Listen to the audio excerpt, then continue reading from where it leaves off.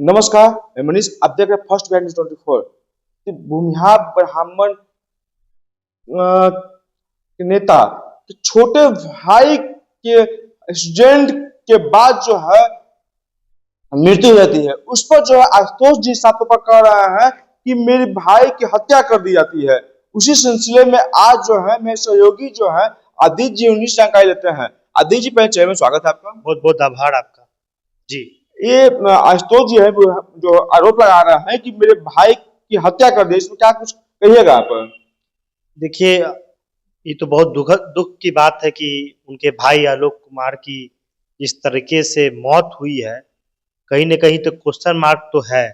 इसीलिए कि CCTV camera जारी की जाती है और सीसीटीवी कैमरा में रात के अंधेरे में वो गेट बंद कर रहे थे और स्कूल के पास खड़े थे। उसी दौरान एक गाड़ी आती है और चढ़ाते हुए चली जाती है। उसमें आशुतोष कुमार का कहना है कि वो लोग जो भी लोग थे वो लोग सभी लोग दारू पिए हुए थे और दारू के नशे में इस तरह की घटना हुई है। उनका ये कहना है ये घटना नहीं हुई है, मर्डर हुआ है। मर्डर इसलिए भी लग रहा है कि गाड़ी की स्थिति बहुत खराब हो गई है। पोल से टकराने के बाद गाड़ी का पोल भी गिर गया और गाड़ी की भी स्थिति खराब हो गई। साथ ही साथ जो लोग वहां पे थे उस गाड़ी में, लोग बाहर निकलते हैं। 3-4 आदमी तो सीसीटीवी में दिखाई दे रहे हैं कि निकले हैं, निकलते हैं और उसके बाद वहां से निकल जाते हैं।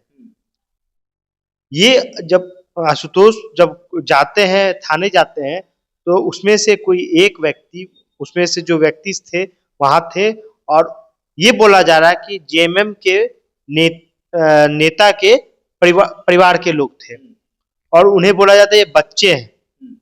तो आशुतोष जब वहां पहुंचते हैं तो बोलते हैं ये बच्चे हैं, तो रात के अंधेरे में ये गाड़ी कैसे चला रहे थे, 100 की स्पीड में गाड़ी कैसे चला रहे थे। वो जाते हैं तब उनको लॉकअप में रखा जाता है।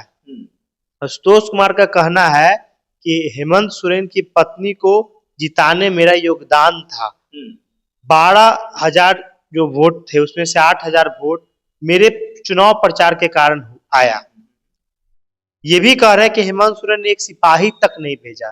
साथ ही साथ उनके पार्टी के नेता उन पे चढ़े हुए हैं और उनके भाई के मौत के आशुतोष कुमार का कहना है कि जिम्मेवार है वो। तो ये ऐसा घटना हुई है। वैसे तो ये जांच का विषय है और मुझे ऐसा लग रहा है जांच चल भी रही होगी, लेकिन आशुतोष कुमार का सीधा सीधी कहना है कि उनके भाई को मार दिया गया है। एक बीजेपी के नेता भी है और उस पर हत्या हो जाना है, तो क्या राजनीतिक साजिश भी है समझी जाती है क्या? इसे आशुतोष कुमार भूमिहारों के बड़े नेता कहलाते हैं। बिहार से ही कट के झारखंड बना है और झारखंड में जैसा उनका परिवार रहता है, आलोक जी वहां रहते थे, तो कहीं न कहीं ये साजिश के तहत ही आशुतोष कुमार का जैसा कहना है, ये हम नहीं बोल रहे हैं, आशुतोष कुमार का जैसा कहना है कि साजिश के तहत मारा गया था। हो सकती तो जांच के बाद ही पता चलेगा, लेकिन वर्तमान स्थिति में तो ये समझ में आ रहा है कि ये मर्डर ही है, क्योंकि आशुतोष कुमार का कहना है कि उसमें से एक व्यक्ति पिस्टल लड़ा रहे थे, उनको डरा रहे थे। तो ये बात तो स्पष्ट हो रही है कि ये घटना जो हुई है ये हत्या ही है। जिस तरीके से उनकी मौत हो गई, 30-32 साल के व्यक्ति को जिस तरीके से चढ़ा दिया गया और उसके बाद निकलकर जो सीसीटीवी कैमरा में दिखाई दे रहा है, आराम से निकलते हैं जो लोग कार के अंदर मौजूद होते हैं। जो पूरी घटना जो पहली बार में समझने की हम कोशिश कर रहे हैं, इसमें यही घटना ये समझ में आ रहा है कि ये साजिश के तहत मारा गया। जैसे आरोप लगा रहे हैं कि प्रशासन के एक टुकड़ी तक नहीं आया है। प्रशासन का कोई टुकड़ी आया ही नहीं है, उनको अभी तक कोई नहीं है। हेमंत सोरेन की पत्नी को जिताने वाला व्यक्ति की अगर भाई की मृत्यु हो जा रही है और किसी तरह का प्रशासनिक मदद नहीं मिल पा रही है, तो ये बात आप समझ सकते हैं क्या हो सकता है। एक बार और आशुतोष कुमार ने बोला है कि अगर यही कारण है कि वो लोग बिहार में भी सरकार नहीं बना पाए, जेएमएम की क्या स्थिति बिहार में रही सब लोग ने देखा, राजद ने उन्हें पूछा तक नहीं। उन्होंने ये भी बोला कि अब सरकार बना ले, मतलब एक तरह से उन्होंने चैलेंज भी किया है कि अब सरकार झारखंड में बना ले, और उन्होंने जो मदद किया उस मदद का फल भी उनको नहीं मिला है। कहीं ना कहीं बीजेपी से जुड़ा हुआ इसमें राजनीतिक साजिश भी तो लग रहा है क्या? आपको क्या लग रहा है? ये तो जांच के बाद ही पता चले कि राजनीतिक साजिश है या नहीं है। लेकिन ये घरेलू मामला भी हो सकता है। हो सकता है आलोक का पहले ही से कुछ दुश्मनी हो।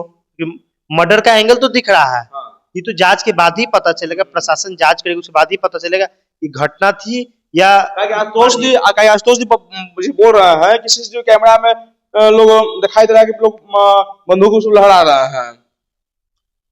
उनका कहना है कि बंदूक लहराया गया, हाँ। धमकाया जा रहा है। हाँ।